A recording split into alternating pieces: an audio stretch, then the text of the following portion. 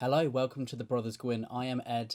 This is my brother Will, who's not here today because he's at university in Durham, but the book content never stops. And today we have a very special video, which is actually a part 2 of one of our series, which is authors pitching their books. Now, all of these books have come out in 2025, and these are the actual authors themselves telling us about their book, the inspirations. These are probably the videos that we're most proud of on the channel, when the authors are willing to work with us and kind of, produce this content for people. It's so exciting. I love putting them together, and I hope that you love all of them. Please support the channel or the authors in any way that you can / want to. You can join our bindery, our book club, which is now called the Book Swan, which is so cool. We'll have some more details on that very, very soon. You can buy one of these authors' books. You can comment below what is your favourite pitch. You can post a picture on social media and advertise it. All of it helps the authors, the book community, us, everything. Enjoy. Thank you to all of our bindery members. Thank you to the Pit Fighters, the First Swords, and all of the Bright Stars. Truth and courage. I am the author of Dawn of the Firebird. If you loved stories like The Poppy War, The Will of the Many, and The City of Brass, I think you'll love my book. So my story follows the daughter of an overthrown emperor who must infiltrate the magical army of the empire that destroyed her clan. And so if you want a fresh take on revenge stories, you want magical academies, you want epic martial arts, being a martial artist myself and a student, I feel like I wanted to put the epic feeling of the stories that I grew up reading, the anime that I watched, like Jujutsu Kaisen, Naruto, into a book. Hello, my name is Richard Swan. I am the author of The Empire of the Wolf and Great Silent Trilogies, and I'm here to very briefly talk to you about my current novella, The Scour, which has just come out this month from Grimdark magazine. The Scour is a novella set about 15 years before the events of the Justice of Kings. It follows Von Volt and Bressinger as they investigate the imprisonment of a fellow justice for the alleged murder of a small boy. As they arrive in this dying port town, they also discover that the local lighthouse is haunted. So some very strange goings on indeed. The book follows all of that kind of legal, moral, ethical goodness that I hope you have come to know me for in my Empire of the Wolf series, as well as some good old-fashioned fighting, investigation, a bit of a fantasy police procedural, and of course a little bit of horror sprinkled in there as well. So a little bit of everything, a sort of greatest hits of the Empire of the Wolf, but no Helena this time. So I hope you enjoy it. The book is currently out now, will be out in audio in the next month or so. And there is also a broken binding edition, which is due to be shipped in the next 4 or 5 weeks. So lots to look forward to. And yeah, hope you enjoy it. Thanks. Songs of Chaos is a Dragon Rider epic fantasy. Think Eragon meets Daredevil with the character work you would get in George R. R. Martin or Joe Abercrombie novels. It's about Hope Cook, who is a servant boy. He defies society to save a blind dragon from death and rises to become a Dragon Rider. And really, like, there's no chosen one, there's no prophecy. Kind of Hope chooses himself by making this crazy decision to save the blind dragon Ash. His superpower is his empathy, his compassion, and also his cooking, because cooking magic plays a big role. There's blacksmithing magic. There's a kind of cool hard magic system in there for those that like that as well. And it's just really meant to be this timeless, ageless story that you can pick up now, or you could pick up 20 years from now, and anyone of any age group should get an awful lot out of it. So if you're ready to give it a try, I appreciate you. Enjoy. Hello, Ed and Will. Thank you for inviting me to tell your viewers about While Darkness Gathers. This is a sequel that takes place 16 years after the Edan trilogy. And to tell you about it, what better way than to quote a couple of the lovely people who have reviewed the book. Let's begin with this chap named Edward Gwynne, who says, Philip Chase is back with a banger. While Darkness Gathers is a cinematic, fast-paced dragon hunt with a handful of familiar characters from the previous trilogy, beautiful world building, and a fantastic exploration of the aftermath of world-shattering events. It's short, it's intense, it has found family tropes and animal companions, dangerous magic, and an author who understands what makes a good story. That fella has a way with words, that Edward Gwynne. Oh, by the way, Ed, the cheese is on its way. Thank you.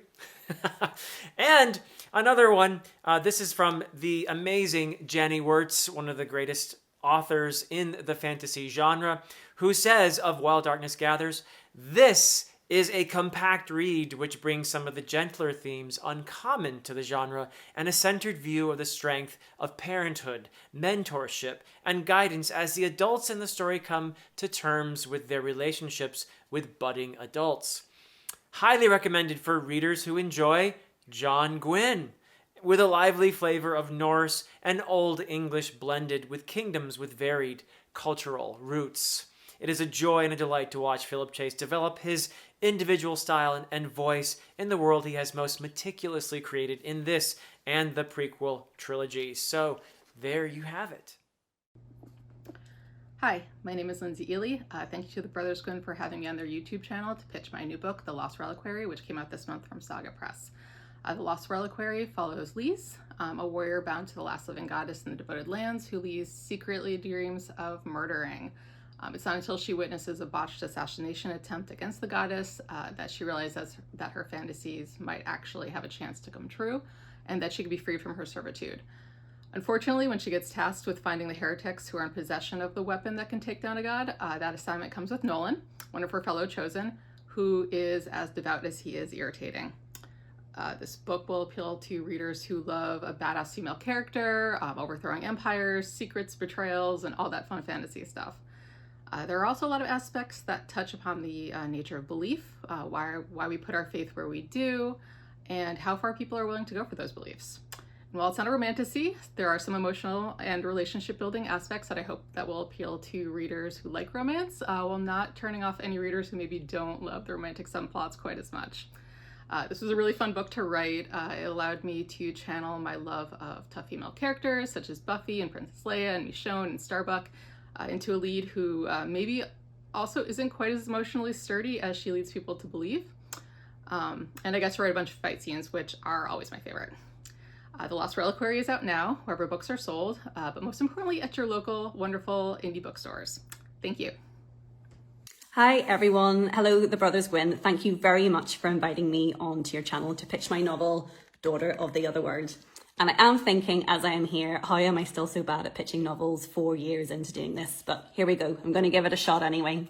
So Daughter of the Otherworld is my first book in the second era of the Gael Song. It's set about 150 years later during the time of the Anglo-Norman invasion of Ireland. But on top of this very exciting period of history, I still have the feud between the Fomorians and the descendants of the Tuatha Dé Danann. So what can you expect from this novel?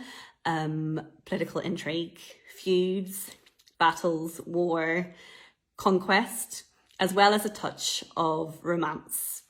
And really just delving into the whole concept of good versus evil. So if you enjoyed Era 1, hopefully you'll give Era 2 a chance. Have you ever wondered what an angel tastes like? Only one way to find out. Hi there, my name is Rob J. Hayes, and thank you to the Brothers Gwynne for inviting me on their channel to pitch my book. This book. This is Herald, Age of the Godeater Book 1, part of the larger Godeater saga. Now, I'm going to hit you with 2 hooks for this. The first is that this is a trilogy of trilogies being written and published concurrently, which means I have already written and published all 3 book 1s. This is Herald. This is Deathless. And this is Demon. And I'm currently writing all 3 book 2s, and eventually I'll be writing all 3 book 3s. I've done it this way so that the saga can span across 3 separate eras and 3,000 years, and there'll be mysteries and reveals woven between the 3 timelines. Time for the second hook. It's set in a world where people can steal magic and immortality by devouring angels. Now, I've written this as a sort of love letter to the classical epic fantasy that inspired me and made me fall in love with the genre. So it's going to be full of big battles, angels versus demons, farm girl heroes, tyrannical kings, everything that made the genre what it is today. So that's it. That's my pitch for Herald and the Godeater saga. I hope you like it, and happy reading.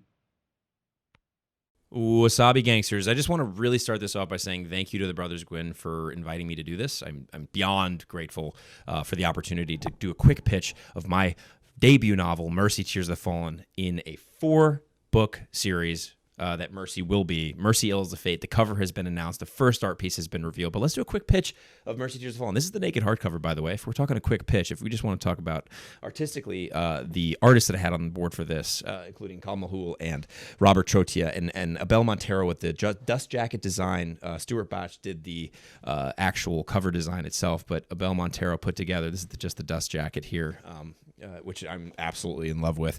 But a quick pitch for the story, okay? What if Aragorn lost everything at the end for the War of the One Ring? And what if Sam had to kill Frodo in order to save Middle-earth? Those were the two questions. Perfect, aced it. Those are the two questions that I asked myself when I started drafting Mercy Tears of the Fallen, the first book in the series. And those permeated throughout the storytelling process for me. Elden Ring was a giant inspiration. So if you don't like your hand being held when you're getting into a narrative, if you sort of like drowning a little bit before you come up for air, this is a perfect story for you. There's a lot of terms in the beginning. I do make you drink through a fire hose, but I promise you, and I wrote an essay about this that I shared over my Patreon. It's over my website.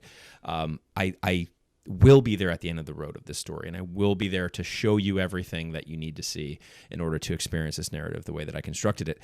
And I'm so grateful again for the opportunity to be here to pitch the story. Elden Ring, Lord of the Rings, Dune, Star Wars, all my favorite things that I grew up watching are here. And Malazan Book of the Fallen did play a big role also in my inspiration. So again, I'm going to thank you guys. Thank you, Brothers Gwynne. I'm so grateful that you guys had me on to do this pitch. It probably wasn't perfect, but that's all right. And there's always a few extra seconds of awkward silence at the end of my videos. And that's just kind of, we're going to do this one. Goodbye. Hello, my name is Brady Hunsaker. I'm an epic fantasy author, and I've been publishing for about 3 years now. I've been setting out with this goal to write books that anybody could read. And my latest book, Depths of Vanalf, has been picked up by Simon Maverick. These guys do audiobooks specifically with indie authors. And I've done all the ebooks and physical copies and things like that by my own means. But that's kind of the latest project I have. It is supposed to be a book that can feel kind of like a video game in the sense that the characters progress as the series goes on, and they can acquire new spells and abilities and new gear and things like that help them on their journey. And so that's kind of something I like as a theme, just because it gives this like growth aspect to the characters that's a lot of fun. The world itself is set so that magic can only be earned by venturing to the bottom of these, mystical caves, where depending on how people survive, they emerge with different powers. And there are different classes they can obtain and different powers they can add based on how they survive different trials. And the world itself has been taken over by monsters and demons, and humanity gets reduced to this little island that's protected by a magical shield that also happens to be failing. And the world is in danger because these monsters are able to kind of get through portals that are all over the island, and it's threatening humanity again. So there's this need to acquire magic in order to survive. Hello, it's Ed Crocker. First of all, thanks to the Brothers Gwynne for this opportunity. The best brothers on YouTube? I'll let you decide. I'm the author of this book, Lightfall. The first book in the Everlands trilogy, a dark, epic fantasy full of vampires, werewolves, and sorcerers, but no humans. Get out of here, humans. This bad boy came out earlier this year, and the sequel, Moonfall, is coming out this June, so not too far away. If you like Empire the Vampire by Jay Kristoff and the sort of political stuff of Richard Swan's The Empire of the Wolf trilogy, and the underdog heisty shenanigans of like Loch Namora and Six of Crows, that kind of thing, well, that's still not really like my series, but it's the closest I can do. I'm not going to talk to you about the plot because I'm really bad at saying my own plot. I would just sound boring. So I'm going to tell you a bunch of interesting things that are in it, and then if you like that, then please go to Goodreads or Amazon, whatever, check out the plot, and if you like that, maybe even buy the book. because I need money for video games and books, really. So I just need money. Anyway, cue the dramatic music. Cue the drum. There you go.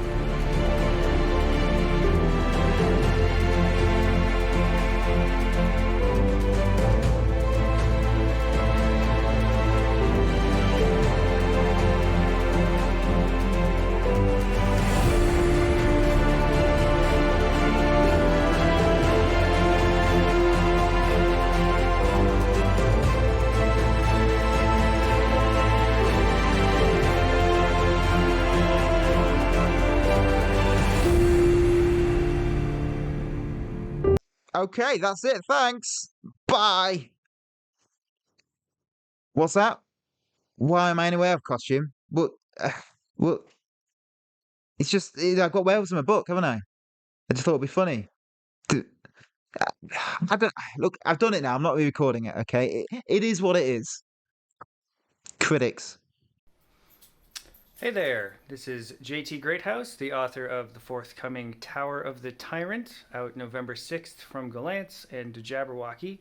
If you like ancient magic that's difficult to figure out and requires a lot of work to understand, it was left behind by people who are gone, utopian anarchism, and just heart-rending father-daughter stories, you might enjoy the Tower of the Tyrant. It focuses on Fola, who is a sorceress from the City of the Wise, a magical utopia where there is no sickness, there is no death, who is traveling around the world trying to investigate ancient magics left behind by the first folk, who are gone and left behind a bunch of stuff, including the magic that powers the city, and nobody knows how it works.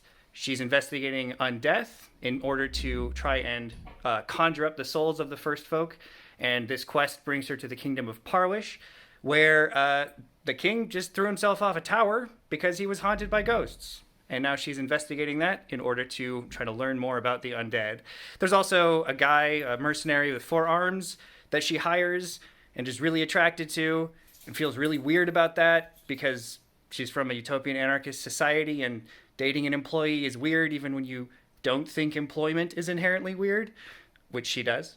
And there's also a character called Lewin, who is just a very, very cursed dude who was given away to the Fae in his childhood and is now trying to protect a young girl who is caught up in all kinds of shenanigans with ancient fiends and Fae and magic stuff going on. It's a good time. It's getting some pretty fun reviews, and I think people will enjoy it. And there are 2 special editions coming, so keep an eye out for those. Thanks. Hi, Brothers Gwynne. Thank you for having me on. I'm Rick Partlow. I'm here to talk about my book, Contact Front, the first in the Drop Trooper series. It is being published by Athon Vault and is going to be in Barnes & Noble October 21st.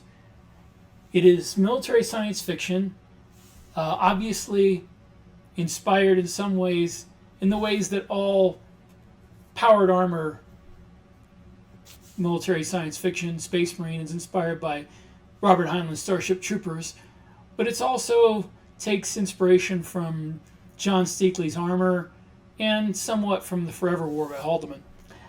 The main character is Cam Alvarez. He was born in the ruins of a post-apocalyptic Tijuana. His parents were killed. He was orphaned, and he made his way through the sands and the desert to a modern megacity called Trans Angeles, which is located somewhere between where San Diego is and Los Angeles are now. The Commonwealth government that has risen after the nuclear war that wrecked old Earth has reached to the stars, and as they've reached, they have run headlong into another humanoid race called the Tawny. The Tawny have a religion that says they are the chosen ones of the universe, and if anybody else tries to take the worlds they think are theirs, then they are considered the enemy, heretics, blasphemers, to be wiped out. And when we stumble into them, things go about as badly as you think they would go, and a war begins, and we're losing badly. The general public doesn't know because the Tani aren't particularly interested in coming to take over Earth, but they are going to wipe out all of our colonies. And the government needs those colonies for economic growth. So despite the fact that most people on Earth couldn't tell you anything about the war, they need the people of Earth as cannon fodder. And who better to be cannon fodder than street criminals like Cam Alvarez, who went from one group home to another as a child until he finally wound up on the street running small-time hustles against gangs and cartels. And now he finds himself in the Marines. And as a Marine, he finds that his actual talent, rather than running cons on the street, is piloting a vigilante battlesuit. He rises from a private first class out of boot camp into, eventually, in later books, an officer. But in this book, it's the story of him learning to trust his fellow Marines, learning to handle responsibility for other people, because the only one he's ever been responsible for is himself. And he doesn't trust anyone else, doesn't want have anyone else in his life. He's already built up a metal suit around himself. So the fact that he's so good at piloting this metal suit is no surprise. In the Contact Front, he faces a suicide mission that leaves him alone behind enemy lines with a bunch of civilian militia trying to open things up for the rest of the fleet to invade. And if he can't do it, then they're all dead. And that is basically the story of Contact Front. Drop Trooper, as it goes along, will explore the character development of Cam Alvarez from a street kid who doesn't want anybody else in his life to a leader who feels responsible for his people. So I hope you enjoy it. It will be in Barnes & Nobles in top 10 days. So October 21st. You can look for it there. Thank you very much for having me on. Hello, everybody. My name is Steele. I am the grimdark author of Song of the Damned. There are 2 books out in the series right now. There's Inkling of Flame, prequel novella. Pretty cool cover. Look at that. Stained glass. It's pretty. It's short. It's funny. It's cheap. It's tragic. And then book 1 is also out, Whispers of the Storm. You can see on the cover there, it's an Anna Smith Spark quote. She said, "Bloody, intelligent, funny, touching, a wonderful read." She is a wonderful person, a fantastic author, so I also could not agree with her more on that front. So what the books are is they are frame narratives in the vein of, Name of the Wind, Sun Eater, Shadow of the Torturer, those kind of books. Grimdark, banter-laced, that kind of stuff. My most common comparison is Patrick Rothfuss meets Joe Abercrombie. And yeah, people have really been liking it. It's been on a sales streak for 224 days, which is very cool. We've sold a little over 3,000 copies and a little bit over 900,000 page reads as of right now. So that's very cool. Yeah, so if you like banter-laced, grimdarks, frame narratives, Joe Abercrombie, Patrick Rothfuss, Sebastian Castell, Anthony Ryan, Anna Smith Sparks, Steven Erickson, those kind of cats, give it a shot. Inkling of Flame is 99 cents on Amazon, $7 for the physical. Pretty cool, pretty cheap, pretty good. I would buy it. I don't even know what you're doing here anymore. You should probably close this tab, like the video first, and then close the tab. And then Whispers of the Storm, it's $2.99 on Amazon. It's on Kindle Unlimited, $16 for physical. Both are on Kindle Unlimited. Check it out. I promise you will enjoy it, and if you don't, blame the Brothers Gwynne. Peace.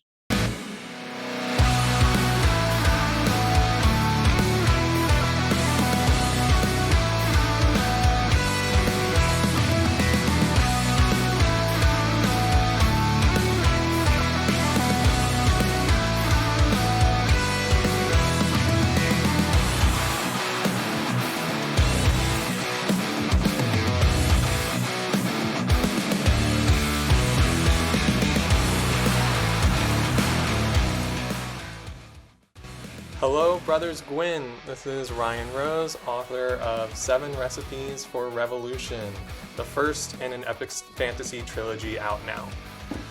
7 Recipes isn't your typical fantasy with horses and knights. It's a mix of Attack on Titan, Dungeon Meshi, and The Bear. It's got the typical dystopian class divides you find in novels like Red Rising, an unreliable frame story narrator like in Empire of the Vampire, and the sort of industrial revolution city vibe of Mistborn. If you liked The Ruin of Kings, Nothic Gloss, or any of the books or anime I've just mentioned, you should like it. Our main character, Paprick, is a common butcher carving up kaiju for the rich to get superpowers. He wants to be a chef so that he can use these superpowers to elevate his family and friends out of poverty, but the rich don't really care for that, so as these things go, he ends up stealing some of the magical food, makes his own recipe, and ends up in the midst of a revolution. The book has 2 gorgeous special editions from Broken Binding and Waterstones, complete with maps and some actual recipes inside that you can try to make. I promise it's like nothing you've read this year, and I hope you'll give it a try. Thank you, Brothers Gwynne, and see you all soon. Hi everyone, my name's Steve McHugh, and I'd like to give a big thanks to the Brothers Gwynne for having me on to talk about my new series, The Assembly. I am an author of 30 books, several different series, mostly urban fantasy, some science fiction. My most recent series is, as I said, The Assembly, and the newest book from that is Pilgrims of the Damned, with quite an awesome cover, I have to admit. The artist did an amazing job. The world of The Assembly is one in which vampires and humans coexist, mostly peacefully, and the Assembly are an organisation in which they make sure that that peace continues. The main character of the book is Miles Watson, and he is an arbiter. And his job is to essentially make sure that vampires and humans don't start killing one another, or vampires and vampires don't start killing one another. Or at least if they do, then it doesn't become a problem for everybody else. He is a vampire from Scotland, and he has a partner in his job, and her name is Church, and she is a vampire enhanced Doberman. He found her as a pup in a church, hence the name, and she is super intelligent and much bigger than a normal Doberman. And basically her entire job is to make sure that Miles stays alive. There are 3 books in the Assembly series so far, all by Podium Entertainment, and I've just signed a new deal for 3 more. So I get to tell more of Miles and Church's story going forward. That's it for me. If you do pick it up, I really hope you enjoy it. It was a lot of fun to write. And take care. Thanks very much. Bye. So a big thank you to the Brothers Gwynne for inviting me to talk about my book. I'm Mark A. Latham, a British science fiction and fantasy author. And my latest book is The Last Vigilant. This is the rather lovely Broken Binding special edition. The sprayed edges, we all like those. This is my first epic fantasy trilogy. This is the first book in the trilogy. It was out in June this year by Orbit Books. And I always picture it as what if Richard Sharp from the Bernard Cornwell novels and Miss Marple from Agatha Christie went on adventures in Westeros. And it's not far from the truth, to be honest. What we have here is the titular Last Vigilant is Enelda Drake, a little old lady who is possibly mad, possibly a witch. No one's quite sure. She's been in self-imposed exile in a crumbling tower in the northern woods for at least 40 years. No one really knows how old she is. All they know is that her near-mythical order of vigilants was disbanded by a usurper king many, many decades ago, and all of the Vigilants were outcast. Which is why no one really believes that she exists anymore. And when our soldier, Holt Hawley, very hard done to, very hard bitten, a gruff northern type man, is sent north to find this Vigilant, he thinks it's a wild goose chase. His commander hates him, his men hate him, so why not add insult to injury by sending him north to find someone that doesn't actually exist? Just gets him out of the way. But find her he does, and he's very surprised when he does, that this cantankerous old lady is actually the sharpest mind in the kingdom, and is the only person who can solve the current mystery that's besetting the kingdom, which is the kidnapping of a very important foreign dignitary's son. And if that boy isn't found, the two greatest nations on the continent will go to war. So that's kind of where we set up the book. I'm very, very pleased with this one. I've just finished the second book in the series, so that's going to be winging its way to the editor this week. So I really hope you like it. You like it as much as I enjoyed writing it. Thank you very much. Thank you to all of our bindery members. Thank you to the pit fighters, the first swords, and all of the bright stars. Truth and courage.